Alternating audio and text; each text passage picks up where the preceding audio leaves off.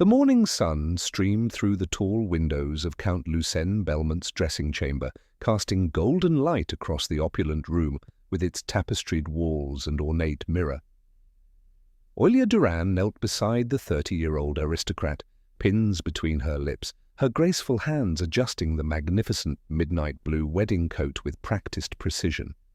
Her dark hair was pulled back practically, though wisps framed her face as she worked with the focused concentration that had made her indispensable to the Count over their 5 years together.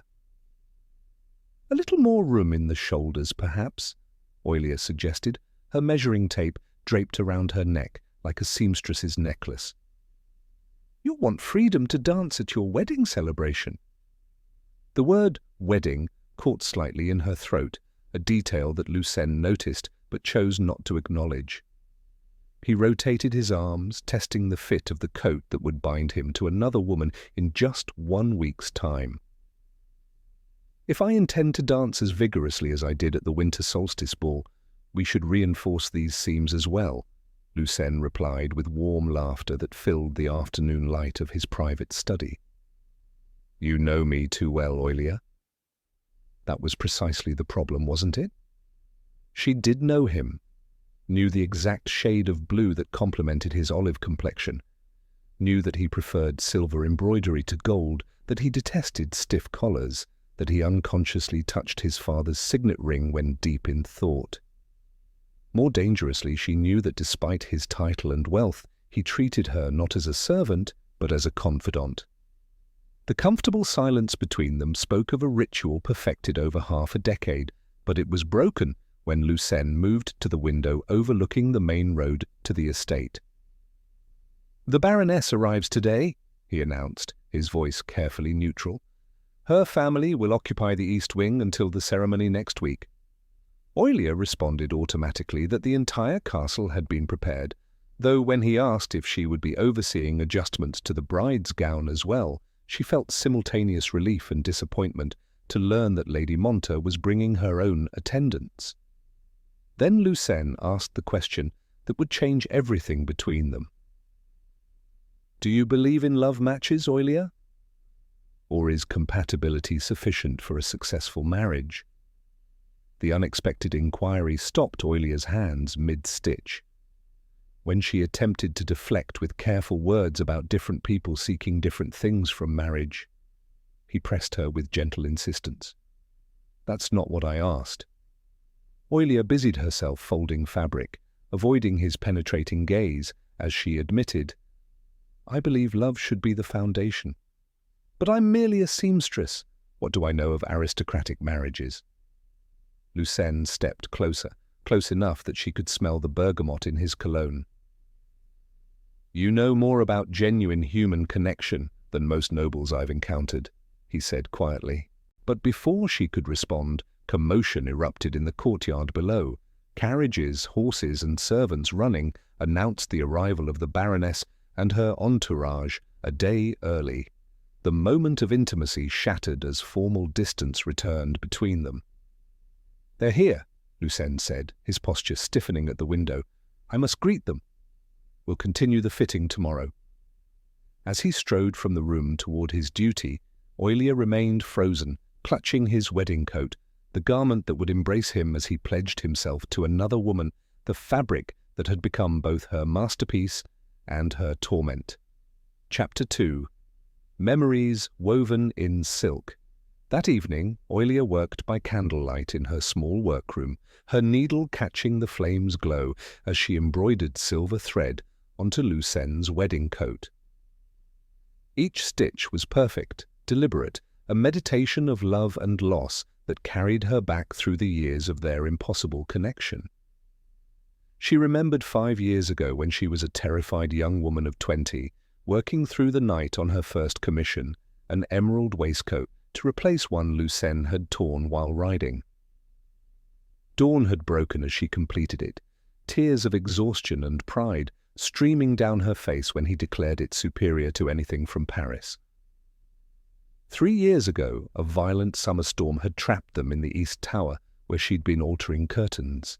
They had talked by candlelight, while thunder shook the windows, sharing stories about books, dreams and childhoods. He had spoken of the weight of his title and responsibilities. She had revealed her dreams of seeing the Mediterranean. That was the night she had taught him country dance steps in his chambers, both laughing as she counted aloud, their hands touching without measuring tape between them for the first time. It was also the night she realized her feelings for him had grown beyond what was safe or appropriate.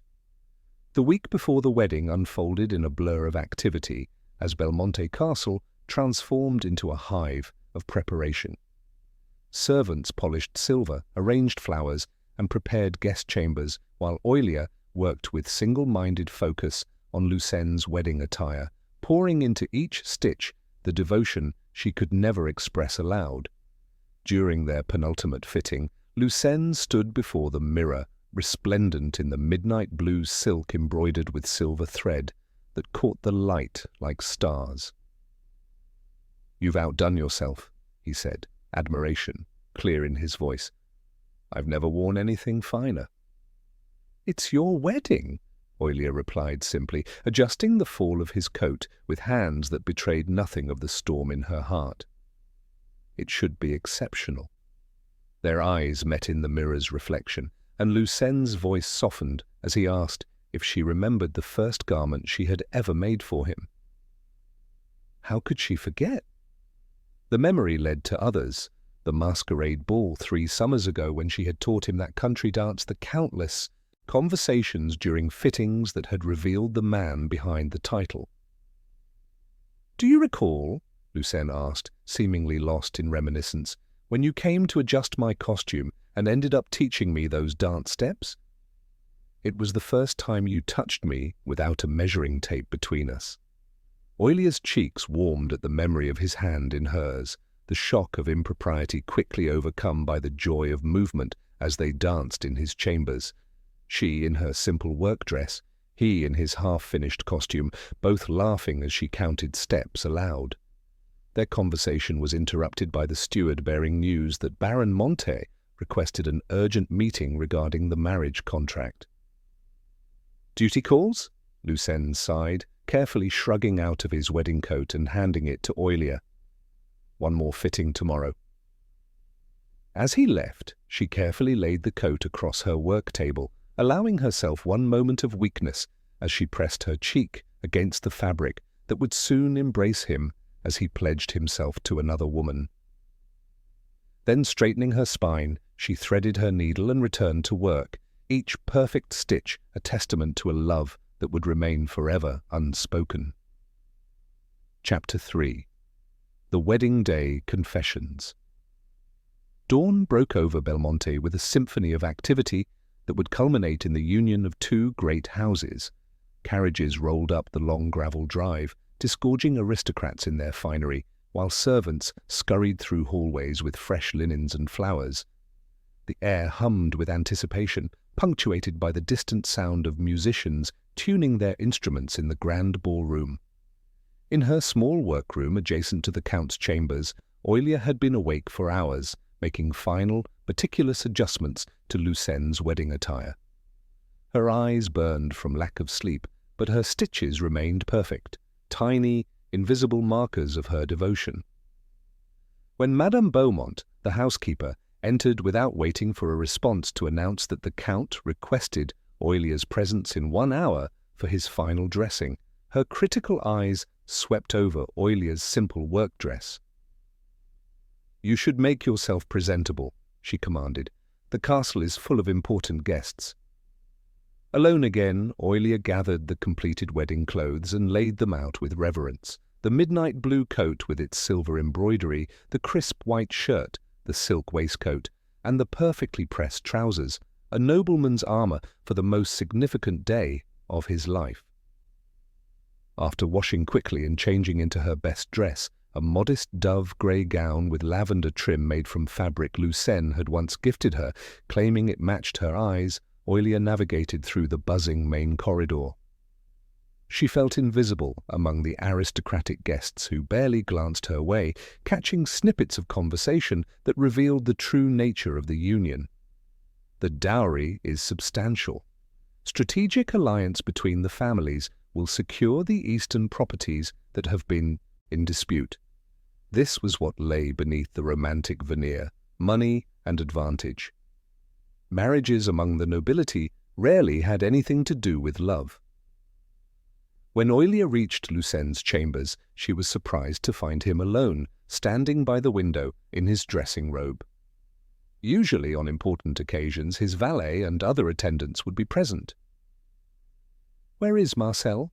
she asked, referring to his valet. "I sent them all away," Lucen replied, turning to face her with an expression that was tense, his usual composure fractured. "I wanted privacy for this." Something in his tone made Oilia's heart quicken as she busied herself laying out his clothes, trying to maintain professional distance, even as she observed that he looked pale and asked if he had slept poorly. "I didn't sleep at all," Lucen admitted, running a hand through his dark hair and disheveling it.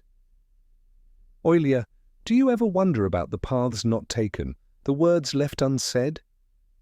She stilled, a shirt half unfolded in her hands, as she tried to redirect this dangerous conversation towards safer territory. "This is natural nervousness before a wedding.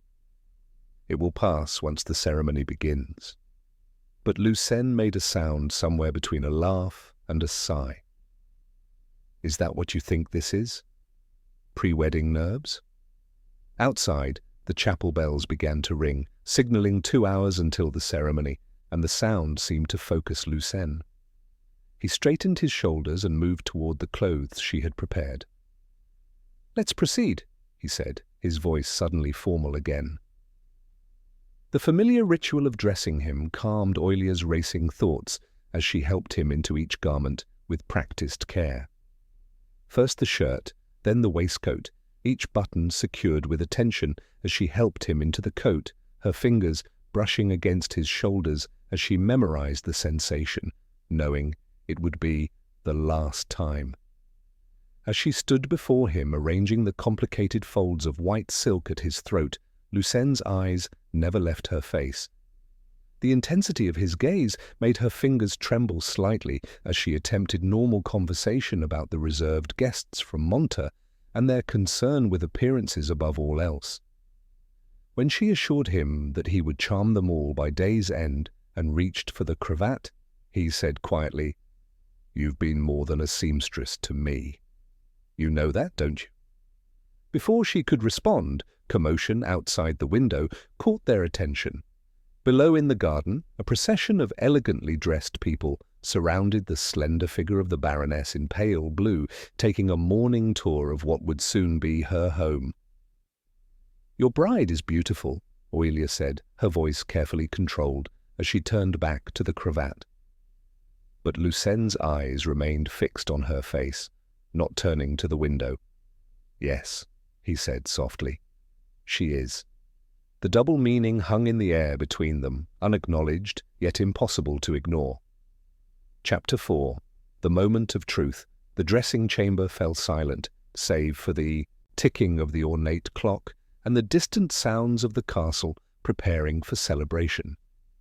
Sunlight streamed through tall windows, casting Lucen in a golden glow that made him appear almost otherworldly in his wedding finery.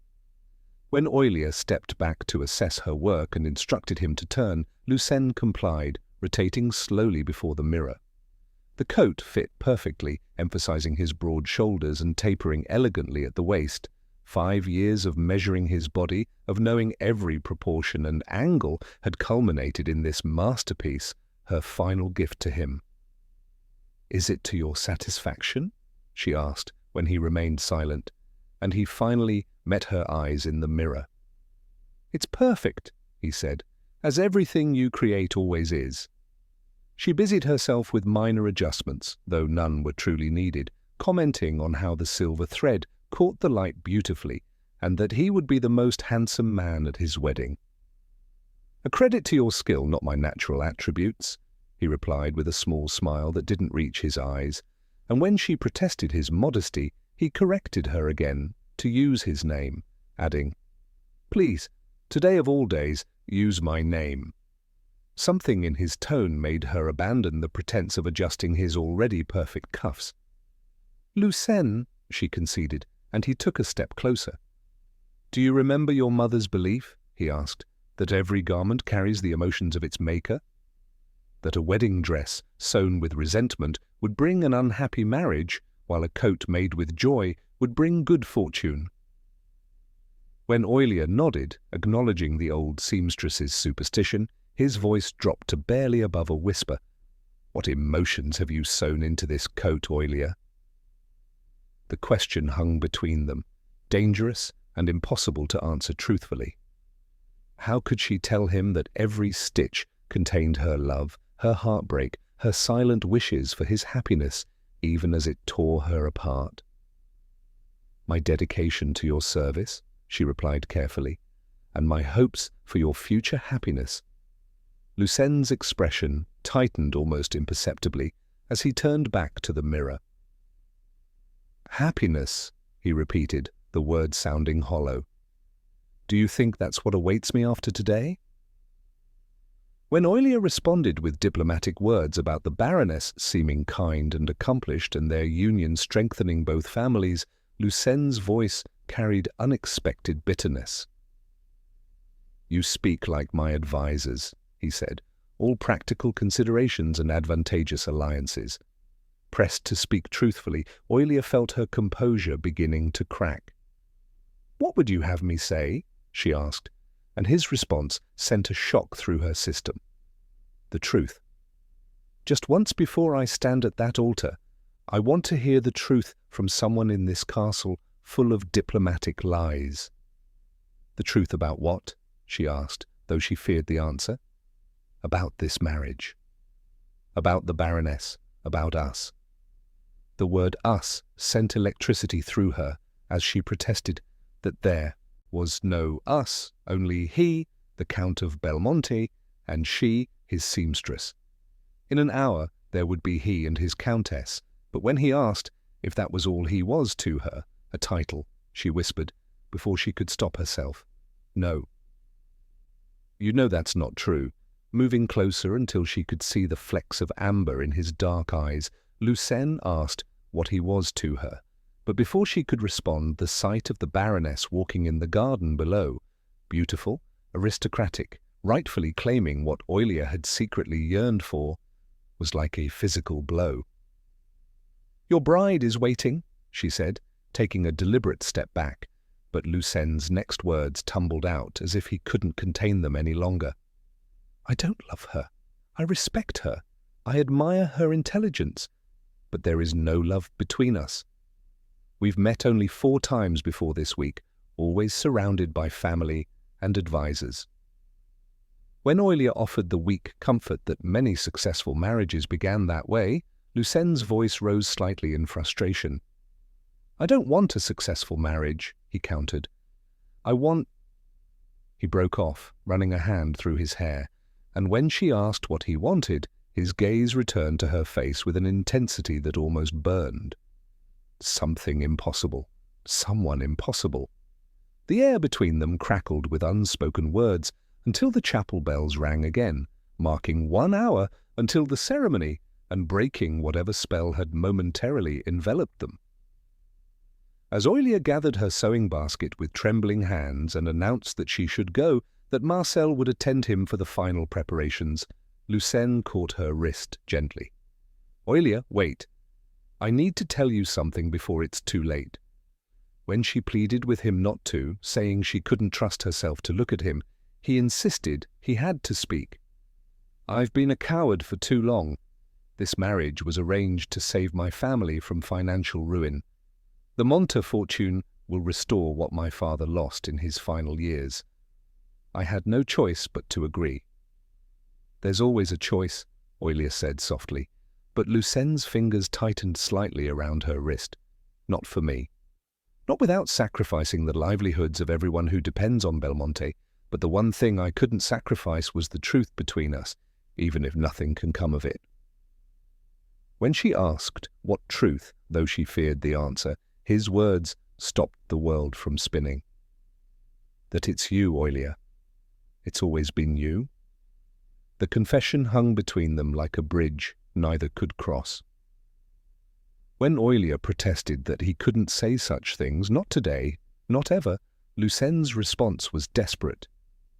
If not today, then when? Tomorrow I'll be bound to another woman for life.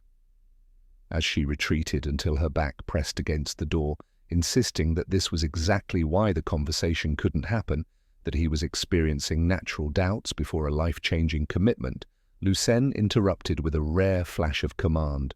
"Don't tell me what I feel." His voice dropped to a near whisper as he continued. "I've spent 5 years watching you, talking with you, finding excuses to be near you. 5 years of knowing that the one person who truly sees me is the one person society forbids me to love."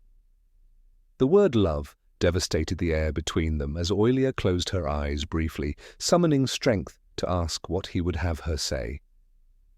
Her voice cracked as she listed all the things she couldn't admit, that she had treasured every moment in his presence, memorized his laugh and frown, dreamed impossible dreams. "What good would any confession do now?" she asked, "except make your duty harder to bear?" But Lucenne crossed the space between them in 2 strides, his hands coming to rest on her shoulders. "It would mean I didn't imagine the connection between us," he said, "that I wasn't alone in this madness." When she whispered that he wasn't alone, he insisted it changed everything. "Oilia, I've tried to do what's expected of me my entire life. I've sacrificed my own desires for duty and family honor, but standing here with you, hours before I pledge myself to a stranger, I can't pretend anymore."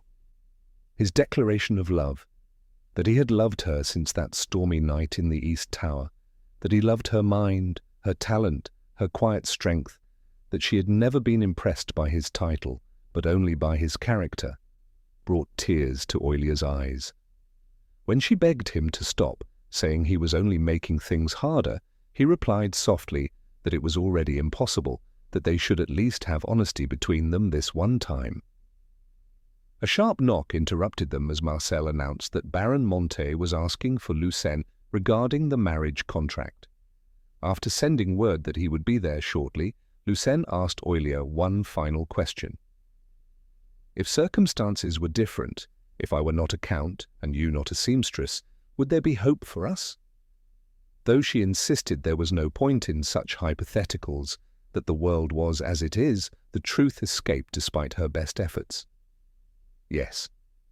In another life, another world, I would choose you without hesitation. I would love you openly, proudly. But we don't live in that world." Chapter 5. The Impossible Choice. When another insistent knock came and the steward announced that guests were assembled, and the Count was needed immediately, Oilia reached up and straightened Lucenne's cravat one final time, allowing herself this last touch.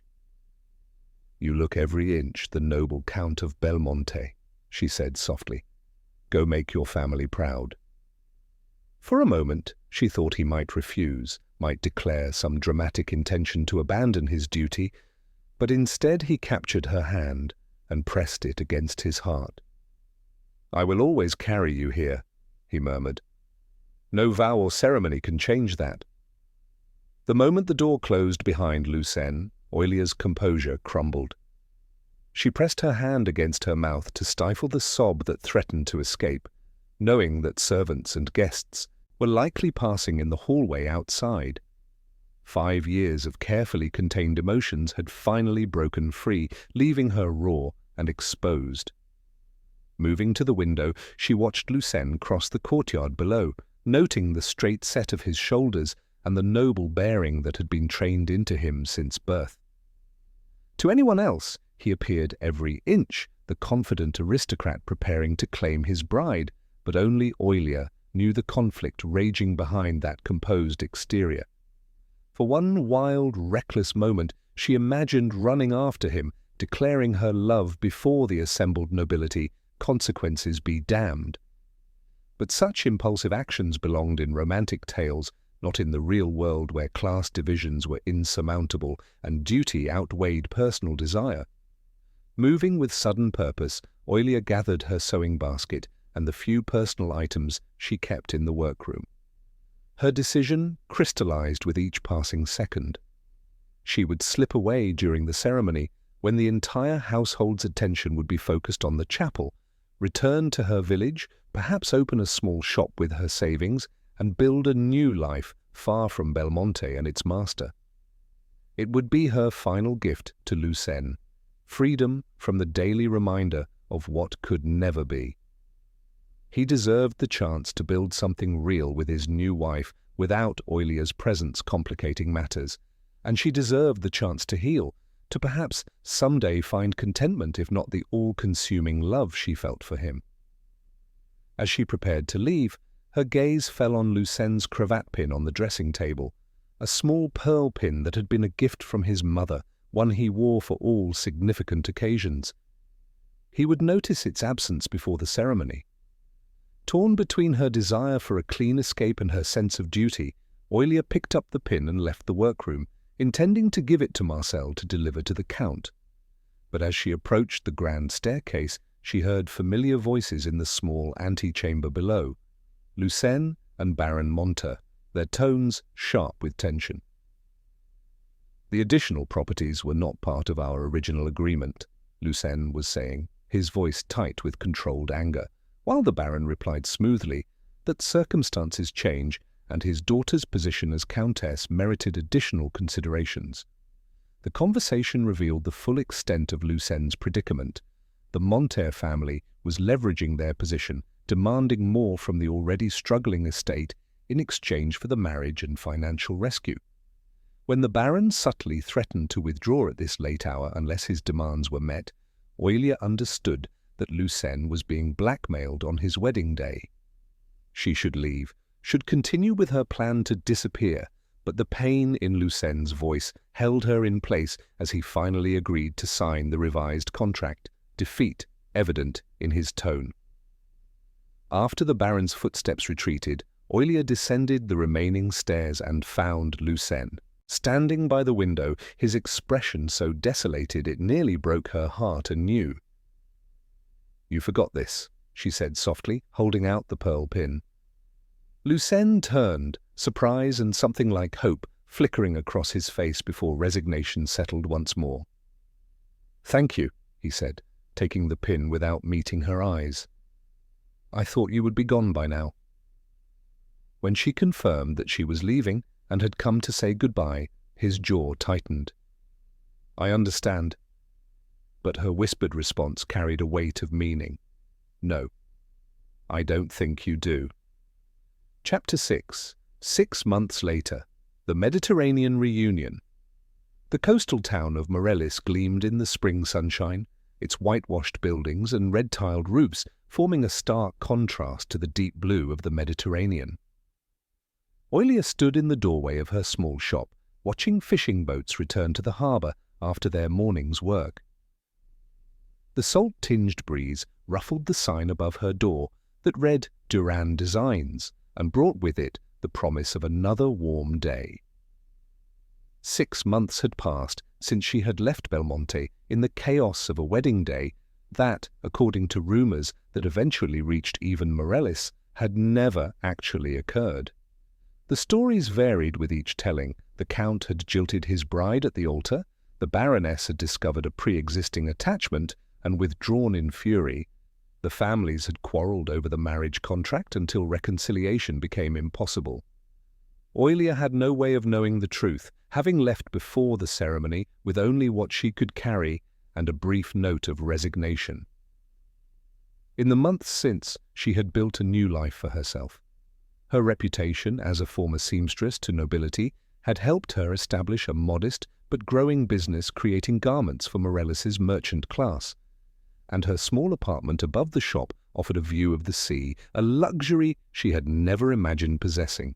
The bell above the shop door jingled, pulling Oilia from her reverie as she turned, expecting Mrs. Dero come for her daughter's festival dress. Instead, she found herself frozen in place, certain her mind was playing tricks on her. Lucen Belmonte stood in her doorway, the Mediterranean light casting him in gold. He was dressed simply, without the aristocratic finery she had always associated with him, yet he remained unmistakably himself and unmistakably real. "Oilia," he said, her name on his lips sounding like both a question and an answer, and she responded automatically, "My lord," then corrected herself, "Lucen." He stepped further into the shop, closing the door behind him as he explained that it had taken him 3 months to find her, that she had left no forwarding address, no hint of her destination. When she admitted she hadn't wanted to be found, he gestured to the shop around them and said, "Yet here I am." "You've built something beautiful here." Unable to contain her curiosity, Oilia asked what had happened with the wedding, admitting she had heard many rumors but believed none of them. A smile touched the corner of Lucen's mouth as he recounted the various stories, the Baroness throwing wine, his flight on horseback, her father challenging him to a duel, all of which had actually been circulated.